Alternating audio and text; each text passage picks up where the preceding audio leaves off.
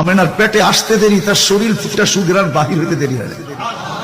আমেনা যখন মক্কার ঘরের থেকে বাহির হইতে পারতো না, কেননা আরবের প্রচলন ছিল বিধবা মহিলা কোনোদিন খুশবু লাগাইতে পারবে না, বিদায় আমেনা ঘরের থেকে বাহির হইতো না। কিন্তু বাহির না হইলে কি হবে?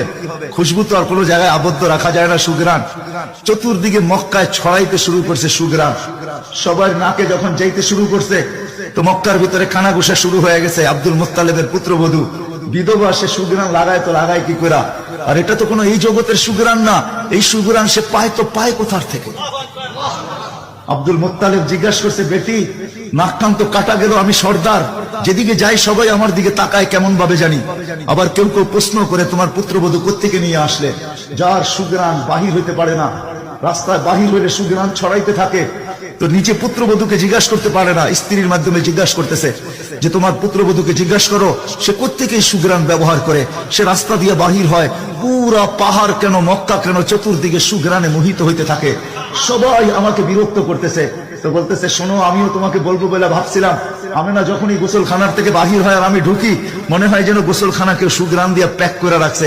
আমি জিজ্ঞাসা করব, কিন্তু ভাবতে লজ্জায় জিজ্ঞাসা করতে পারতেছি না, যে এক তো স্বামী হারা পুত্রবধূ, স্বামী নাই, বড় দুঃখী, আমি তাকে জিজ্ঞাসা করবো তো জিজ্ঞাসা করবো কি করে?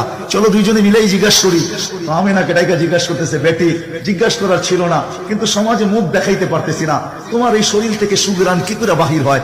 সুঘ্রাণ ছড়ায় কি করে? তুমি কোত্থেকে খুশবু আনো, সুঘ্রাণ আনো আর লাগাও, যে তুমি বাহির হলে চতুর্দিকে মোহিত হইতে থাকে। তো আমেনা ওইখানে থুতু নিক্ষেপ করে আর বলে, আম্মা শরীর থেকে না, থুতু মারতে দেরি, সুঘ্রাণ তুফানের মতো বাহির হইতে দেরি হয় নাই। বলছে, আম্মা সুঘ্রাণ শরীরে না, শুধু আম্মা এই থুতুতে পর্যন্ত সুঘ্রাণ। আম্মা এই সুঘ্রাণ আমার না, প্যাকেটটা সুঘ্রাণ, প্যাকেটটা। আম্মা বলার ছিলাম না, তোমরা বাধ্য করতেছো। যেদিন পেটে আসছে ওই দিন তো ঘরের দেওয়াল পর্যন্ত আমাকে সালাম দিতেছে, তোমাদের ফলনের বাদুর কণাও পর্যন্ত আমাকে সালাম দিতেছে। আম্মা আমি বাহির হইতে দেরি, মেঘ উড়া এসে আমাকে ছায়া করতে দেরি করে না। আমি উত্তপ্ত বালুতে পা দিতে দেরি, মা ঠান্ডা হইতে দেরি করে হয় না। মা আমি উত্তপ্ত পাথরে পা দিতে দেরি, মা ঠান্ডা হইতে দেরি হয় না। আমি বাহিরে বসে থাকি, আকাশের তারাগুলা এসাকে আমার সালাম দেয়। মা যেদিন পেটে আসছে ওই দিন 12 জন রসুল এসে আমাকে সালাম দিছে। ওই রাত্রে আইসা মা আমাকে মারিয়াম, মা আমাকে আসিয়া, মা আমাকে উখতা মুসা কুলসুম, 3 জন এসে আমাকে মালা পরায় গেছে যে দুজাহানের বাদশা তোর পেটে চলে আসছে। মা শুধু এইখানেই খেলতো না, আমি যখন বাহির হই তো বারুর কলা পর্যন্ত আমাকে সালাম দিতে থাকে। কুয়ার পাশে যখন যাই মা, তো আমাকে আর রশি দিয়া, ওই দিনের পর থেকে আজ পর্যন্ত রশি দিয়া পানি উঠাইতে হয় নাই। আমি কুয়ার পাশে যাইতে দেরি, কুয়ার পানিগুলা উছলায় উপরে আসতে দেরি করে না, কলকল শব্দ করতে থাকে, পানিগুলা যেন বলতে থাকে, আমেনা তুই কেন চলে আসছিস? দুজাহানের বাদশা তোর পেটে, তুই হুকুম দিলেই তো আমরা বাড়িতে যেয়ে ভোড়া দিয়ে আসতাম।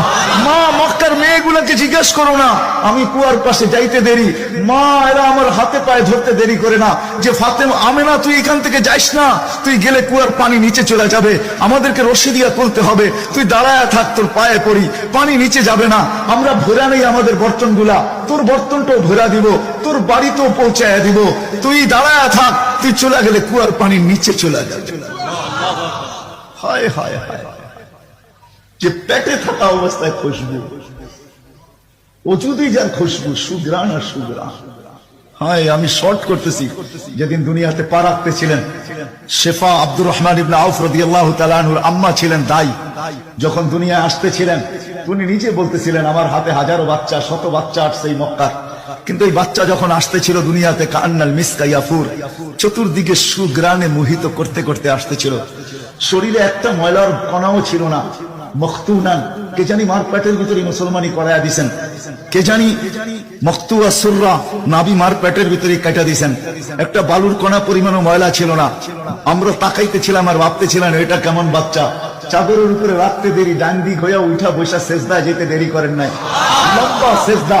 আম্মা জান বলতেছিলেন, কুলতা মা কুলতা, বেটা তুই যেন সেজদার ভিতরে কি বলছস?